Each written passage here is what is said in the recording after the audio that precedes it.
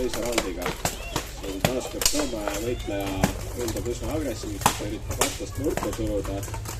Mul on tunne, et leedulane selles mõttes kasutab seda ära, et laseb vastasele ennast rünnata ja skoorib üsna palju siis puhtaid lööke.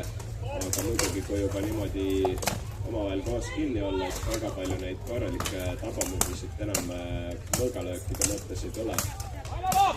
Küll aga kui nii-öelda väga kõvasti lüüa, siis on olnud ka juhtumeid, kus võitleja lüüakse knockouti, mis annab siis koheselt tehnilise võidu muidugi, et see on alati ka asi, mille suunas võib üritada liikuda võitluses.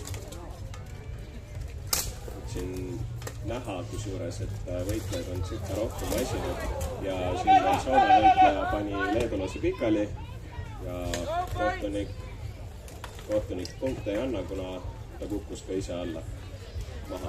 Pikali kukkumiseks loetakse siin spordis siis seda, kui lisaks jalgadele puudutab maad ka ükskõik milline kolmas toetuspunkt, et vahet ei ole, kas kukud ainult käe peale või kogu kehaga maha. Võitlejad lähevad jälle üksteise otsa ja taaskord väga palju puhtaid lööke siin ei näe, küll aga päris palju mõõganuppu ja kilbiga löömist ja ka kiivriga. Korralikud mõõgavõitluse kiivrid ja ka muu turvis on valmistatud parastatud terasest, et tegu on päris vastupidava asjaga ja näiteks selliste tavaliste mõõgahoopide vastu need peavad väga hästi.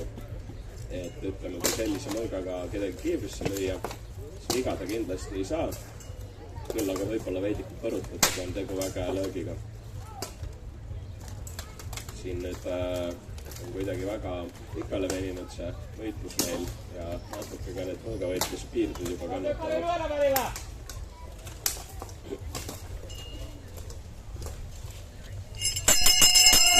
Ja lõppes ka teine raund.